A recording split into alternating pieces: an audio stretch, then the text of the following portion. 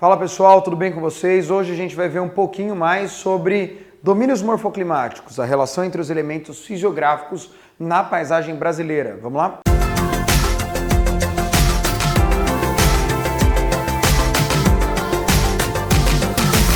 Domínios morfoclimáticos são estruturas complexas que vão estudar elementos fisiográficos de um determinado local. Então a gente vai ver o relevo, o solo, a hidrografia, a vegetação e o clima de determinado local. Todos esses elementos, quando eles apresentam características em comum, eles formam um domínio morfoclimático, diferente de só a vegetação ou de um bioma com a fauna e a flora. Os domínios morfoclimáticos são muito importantes para a geografia, justamente porque eles apresentam esse congregado de informações que muitas vezes conversam uma com a outra. É uma estrutura que foi elaborada pelo professor Aziz Abissaber, Aziz Nasseb Abissaber, que as suas andanças pelo Brasil, seu grande conhecimento, possibilitou essa estrutura que nós hoje chamamos de domínios morfoclimáticos, e a gente vai conhecer um pouquinho mais. Existem 6 no Brasil e a gente vai ter uma ideia de cada um deles, vou procurar passar cada um deles para vocês, a começar pelo domínio morfoclimático da Amazônia, o domínio amazônico. Como o nome já sugere, ele fica nas proximidades da floresta amazônica, que vai abranger grande porção da região norte brasileira, e ele vai trazer aí algumas características que a gente já conhece, já viu várias vezes, né? Por essa área, o domínio morfoclimático amazônico, por onde ela passa, existe uma certa variedade de relevos, de altitudes diferenciadas. A mata que vai se apresentar nessa área, ela também apresenta características diferentes. Vamos lembrar que ao norte da formação amazônica a gente tem o Planalto das Guianas, temos também ao sul o Planalto Sul-Amazônico, né? E aqui no caso ele é formado também pela extensão do rio Amazonas, importante bacia hidrográfica, temos a planície do rio Amazonas, né? Então aqui nós teremos a formação de alguns patamares que apresentam vegetações diferenciadas. Esses patamares são as matas de igapó, que são matas extremamente adaptadas a regiões alagadas, como é o caso das Vitórias Sérgias ou outras matas que sobrevivam aí em regiões que temos comum a existência também do recurso hídrico na região. Temos a mata de várzea, que é uma mata adaptada a uma região alagável. Ela não é alagada, mas ela é alagável em determinada época do ano, com as extensas chuvas, né, que acontecem com grande frequência nessa região. Nós precisamos de uma vegetação que tenha raízes largas e capaz de suportar essa região quando ela for alagada e que ela continue aí quando o rio baixar o seu nível. E finalmente nós temos a ileia que é a terra firme, mata de terra firme, é aquela vegetação quando a gente tem aquele take aéreo, o helicóptero passando, ele é aquela vegetação densa, aquela floresta que nós nos acostumamos a representar com aquelas inúmeras árvores, né? E essa chuva constante acontece por quê? Acontece justamente por causa do clima dessa região, que é o clima equatorial. Um clima úmido, chuvoso em quase todo o ano, né? E também aqui nós temos um solo que ele não é necessariamente fértil. Mas como que a gente não tem um solo extremamente fértil numa área que é uma das maiores florestas do mundo? É que nessa própria área aqui, a vegetação que cai, as folhas que caem das árvores, elas fazem uma certa cobertura vegetal que supre a demanda de nutrientes que há no solo amazônico, possibilitando assim que a própria floresta a nutra para que ela continue existindo, uma floresta com uma grande competição vegetal entre elas, entre as árvores dessa região. Esse é o domínio amazônico.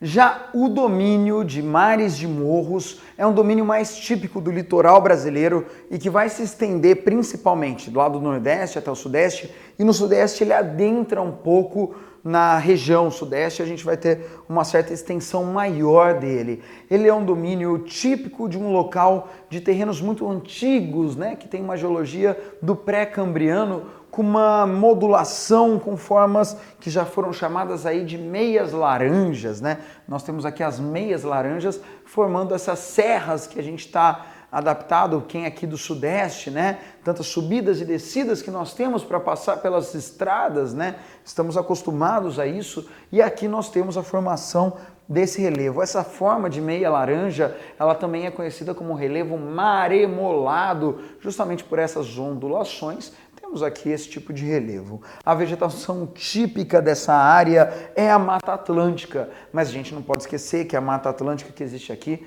ela é muito pequena, já foi muito devastada historicamente desde a colonização portuguesa, dada a exploração do pau-brasil, e hoje em dia o que nós temos é apenas um remanescente de Mata Atlântica, que é extremamente preservado. Aqui a gente tem que se lembrar também que a Mata Atlântica ela é um dos 2 hotspots brasileiros, uma área de preservação de caráter mundial, uma preocupação global, uma área de grande biodiversidade que já tem mais de 3/4, muito mais do que 3/4 de sua área devastada. 3/4 porque é isso que define um hotspot, né? Precisa ter mais do que isso destruído de sua mata original. Aqui no caso a gente também pode perceber que esse relevo vai ser não tão próprio para a ocupação humana, uma vez que ele não é relativamente plano, porém, ainda assim a urbanização se estendeu por aqui e a urbanização dessa área, principalmente no Sudeste, mas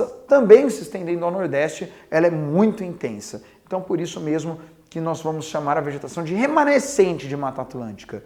A original é a Mata Atlântica, porém, a que temos hoje é apenas a remanescente, dado esse processo de intensa urbanização e exploração dos recursos. A gente vai agora falar do segundo domínio morfoclimático brasileiro, que também é um hotspot, o Cerrado, né? Na verdade, o hotspot vai se dar sobre a vegetação, né? O Cerrado, que também já foi completamente devastado, principalmente pela expansão aí das fronteiras agrícolas e também a urbanização nessa área, que vão predando, né? Destruindo o que há nessa região. Aqui no caso, a gente tem uma complexidade de relação também entre os elementos. O clima típico daqui do Cerrado é o tropical semiúmido. O clima lá dos mares de morros é o clima tropical típico. A gente tem o tropical de altitude em algumas áreas, o tropical litorâneo, que também é chamado de tropical úmido. Aqui vai ser mais intenso, o coração do Brasil, região central brasileira, o Cerrado aqui, ele vai ter o clima tropical típico ou tropical semiúmido, né? Que é um clima que vai ter verões quentes e chuvosos e invernos amenos, não chegam a ser frios e com uma certa estiagem, não chove tanto. Porém, na época que chove, a gente tem essa grande quantidade de chuva acontecendo, nós temos alguns elementos se relacionando, né? Quais são esses? Nós temos aqui, por exemplo, a presença das chapadas e chapadões, né? Essas chapadas aí que são áreas de intensa modificação, intensa erosão acontecendo justamente por causa dos elementos hídricos, né? Aqui no caso a chuva que foi erodindo. Nós vamos ter que essa chuva constante, ao se chocar com o solo, por não haver uma grande cobertura vegetal, temos aí gramíneas e algumas árvores que vamos falar mais para frente, mas essa chuva que cai, ela acaba lavando o solo. E essa lavagem do solo, ela vai realizar o processo de lixiviação. A lixiviação são os nutrientes sendo drenados, sendo levados para camadas mais rebaixadas do solo. E principalmente as bases são levadas com a água. No caso aqui eu separei o potássio, o sódio, o cálcio, né? E ficando apenas na superfície estruturas mais metálicas, como é o caso do ferro, né? E isso faz com que aconteça um outro processo, com a lixiviação, o processo de laterização. O solo vai ficando duro por essa excessiva quantidade de minérios que tem lá, tanto que para realizar a pastagem e agriculturas típicas é necessário que aconteça o processo da calagem, jogar cálcio, né, cal, lá na superfície do solo para que ele fique mais proveitoso para a agricultura. E essa falta de base e excesso de minérios na superfície faz com que a vegetação ela adoeça. Então essa forma tortuosa que as árvores do cerrado apresentam é justamente por causa do excesso de minérios. Então, por isso que essa estrutura ela é uma complexidade de elementos, com importantes rios que passam por aí, como é o caso do Tocantins-Araguaia, né? Então esse daqui é o Cerrado, também de extrema importância para a gente conhecer o interior do Brasil. A caatinga, ela é típica do sertão brasileiro, a gente vai ter ela caracterizada principalmente pelo semiárido. O semiárido que é o clima dessa região, que ele é seco, né?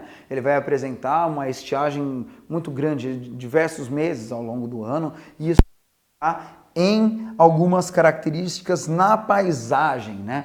Como a mais óbvia, a presença de uma vegetação completamente adaptada a essa época de seca, como as caquináceas, as xerófitas, poucas gramíneas, caatinga, que é a mata branca, justamente por essa coloração, pela falta de água que vai adquirindo a paisagem. Nós temos aqui um solo que também fica empobrecido e enrijecido pela falta de umidade, e temos também a formação de estruturas do relevo que também respondem a modificações de intemperismo que não é feito pela água. Temos aí intemperismo de diferencial de temperatura, por exemplo, que também é um intemperismo físico. Então, o excesso de calor que acontece de dia, ele vai expandir algumas estruturas do relevo, e à noite ou em épocas mais frias, isso contrai as estruturas do relevo, formando assim rachaduras em rochas que vão se modelando e sofrendo erosão, principalmente aí pelo vento, né? E a gente vai ter a formação aqui, por exemplo, dos Inselbergs, que são morros que ficam aí na paisagem, que a gente pode perceber através de imagens que é comum neles apresentar grandes rachaduras e estruturas não tão arredondadas pela falta da presença da água modelando a superfície desse relevo. Aqui a gente está falando da região do Nordeste brasileiro, principalmente lá no sertão, polígono das secas. As araucárias, elas também foram extremamente devastadas com o tempo, não chega a ser um hotspot, mas é o que mais se encaminharia a ser, pensando aí na grande devastação que já sofreu. As araucárias são os pinheiros brasileiros, mais típicos de um terreno mais elevado, aí, maiores altitudes. E essas maiores altitudes, elas conferem uma certa adaptação da vegetação, uma vez que as temperaturas caem nessas áreas. Os pinheiros brasileiros ou araucárias são diferentes daqueles pinheiros tradicionais da árvore de Natal, que apresentam aquele formato triangular, típico de regiões que nevam, né? E nessas regiões é adaptado, justamente essa forma da vegetação é adaptada para que não se acumule a neve sobre ela. Aqui a neve é rara, não é tão comum, então a gente tem uma forma de pinheiros também, são pinheirais, porém com a sua galhagem voltada para cima, justamente para facilitar o recebimento de água, não há impedimento aí da estrutura nival, né? Não temos a neve prejudicando a folhagem, queimando a folhagem. E aqui então nós temos essas altitudes mais elevadas, justamente porque elas apresentam uma continuidade dos mares de morros. Então, retomando lá aquela estrutura cristalina, né, que vinha lá da Serra do Mar, que é próximo do litoral, ela se estende ao interior, ao sul do Brasil, do Paraná, Santa Catarina, e aqui no caso essas áreas mais elevadas apresentam essa estrutura vegetal. E aqui por fim nós temos as pradarias lá do extremo sul brasileiro, especialmente do estado do Rio Grande do Sul. Nós temos um relevo levemente ondulado que apresenta aí uma extensão grande de gramíneas. Aqui no domínio morfoclimático das pradarias, a gente tem essa estrutura de relevo aí recebendo os nomes de pampas ou campanha gaúcha. Aqui no caso, essas gramíneas elas são muito próprias da pecuária, agricultura local, elas facilitaram a ocupação e o uso da terra para a agricultura. Aqui nesse caso, nós temos também as chamadas coxilhas, que se estenderão além do Brasil, pegando partes do Uruguai e da Argentina também. É uma área relativamente importante para a economia local e que também tem aí sua importância e estrutura fisiográfica por ser única perante as outras estruturas de domínios morfoclimáticos brasileiros. Além dessas estruturas, das 6 estruturas dos domínios morfoclimáticos, nós temos também as importantíssimas faixas de transição. São faixas que são apresentadas entre cada um desses domínios e que vai apresentar um pouquinho da característica de cada um. Não necessariamente a gente vai ver todas as características do domínio morfoclimático que aqui foram descritas em todas as áreas do Brasil. Às vezes a gente vê um pouco de uma, um pouco de outra, e essas são as importantes faixas de transição, que também tem uma grande importância a sua preservação. Porque se a gente não preserva as faixas de transição, é muito fácil que a gente comece a devastar essas áreas de domínios morfoclimáticos. O único domínio morfoclimático brasileiro que não tem faixa de transição com o outro são as araucárias e os mares de morros, que estão colados. Fora isso, a transição entre todos eles é apresentada por faixas que são marcadas em um mapa elaborado pelo professor Aziz Absaber. Aí, pessoal, sobre domínios morfoclimáticos é isso, mas tem muito mais para a gente falar sobre esse mesmo assunto. Então, se você tem alguma dúvida, se você gostou, comenta, tire sua dúvida, a gente responde.